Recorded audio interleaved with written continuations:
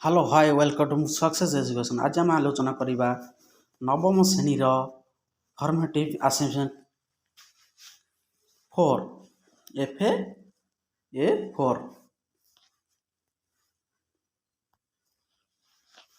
प्रथम जे मो channel subscribe करना सब्सक्राइब करनी सक्सेस एजुकेशन लाइक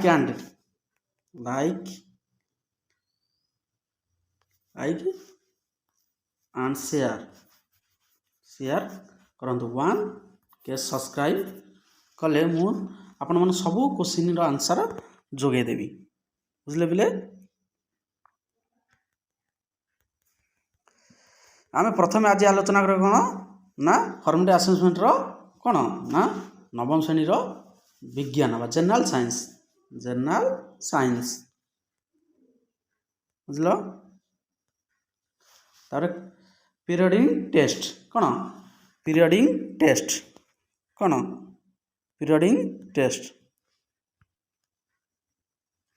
नेक्स्ट कौन निज ना लिख निज रोल नंबर सेक्शन टोटाल समय हूँ 45 मिनट एटी जो सारे देखिए सिग्नेचर बुझले बोले मैंने। नेक्स्ट प्रथम 1 नंबर जोटा आम अलग साइड्रे पड़ुची यूनिट 1 एटा 1 नंबर देछि हला यूनिट 1 जोटा 1 नंबर शून्य स्थान पूरण कर 1 नंबर क डैश बिना कार्य हुए नहीं आंसर कौन विस्थापन द्वारा कार्य हुए नहीं। नेक्स्ट क्वेश्चन ख कार्यर एकक डैश कार्यर एकक जूल कौन जूल कार्यर एकक जूल कार्यर एकक जूल।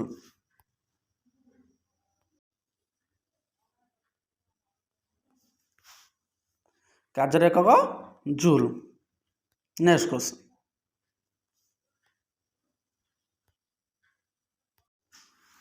नेक्स्ट ग नंबर कार्य करने डैश आवश्यक हुए कार्य करने कौन आवश्यक हुए कार्य करने शक्ति कौन शक्ति आवश्यकता हुए कौन ना शक्ति।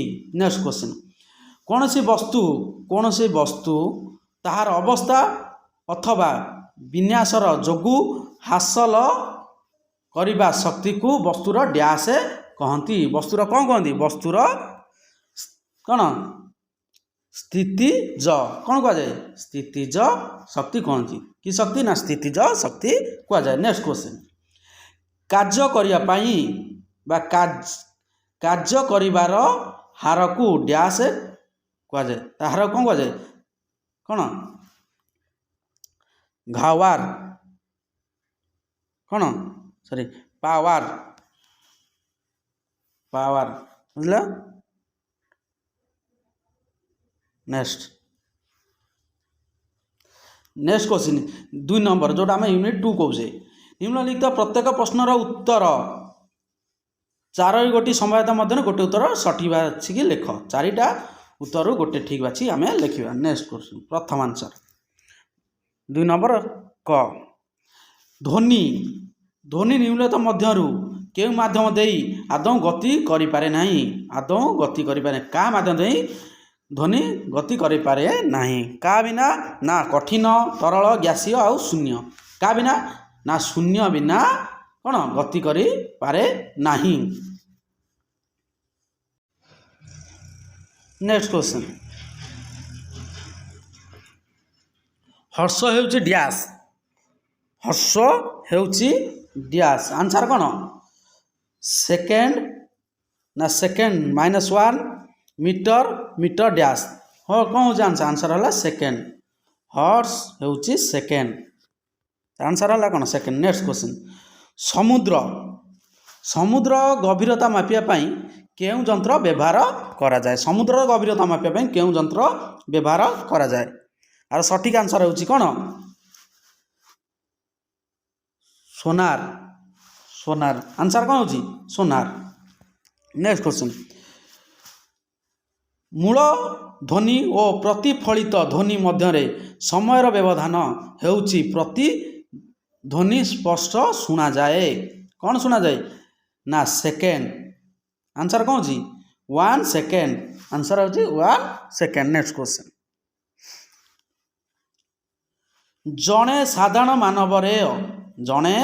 मानव ध्वनि श्रवण आवृत्ति परिसर डैश केते। आंसर कौन बिले आंसर होची 20 केते 20 हर्ट्ज रु 20 kHz बा किलो हर्ट्ज पावर पर्यंत। बुझल पिला माने आंसर बुझल ना 20 Hz रु 20 kHz। नेक्स्ट क्वेश्चन जोड़ा आम कहे यूनिट 3 एथरे यूनिट देने 3 नंबर देसी। बुझल 3 नंबर कौन देती ना बंधनी मध्य सठिक उत्तर टी बाछी शून्यस्थान पूरण। सठिक उत्तर बाछी आम शून्यस्थान मुझे डायरेक्ट उत्तर कहीदे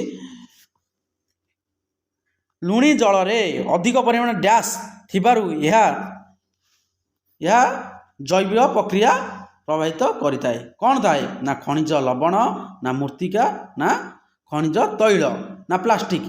खनिज लवण कौन खनिज लवण। आंसर कौन ला खनिज लवण। नेक्स्ट क्वेश्चन पत्थर उपरे बंची रहिबाकू डैश सक्षम होता है। डैश सक्षम होता है किए सक्षम होता है पिले किए सक्षम होता है ना आमर लाइकेन। कौन लाइकेन। बुझल पिले माने लाइकेन। नेक्स्ट क्वेश्चन भूपृष्ठर उपरस्थ मृत्तिका को भूपृष्ठर उपर मृत्तिका को डैश कह जाए। उपर मृत्तिका कौन कह जाए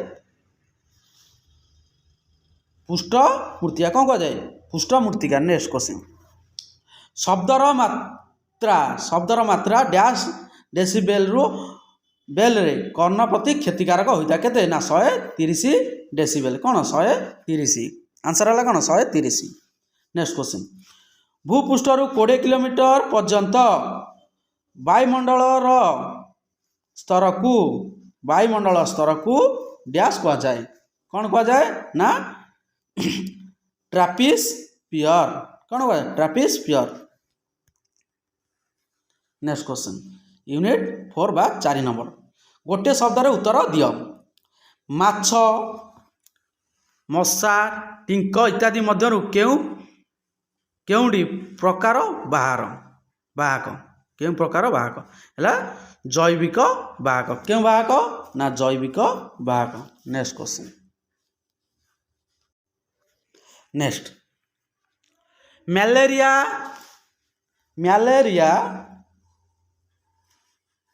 मैलेरिया केउं एककोशी प्राणी द्वारा होता है। मैलेरिया केउं एककोशी प्राणी द्वारा होता है क्या द्वारा होता है क्या द्वारा क्लास मेडियम। कौन क्लास मेडियम एककोशी प्राणी द्वारा होता है। नेक्स्ट पशु माने पशुठार मनीष शरीर बा मनीष शरीर को संरक्षित होता रोग को कौन कह जाए से रोगटी कौन जूटोनिक। कौन जूटोनिक कह जाए।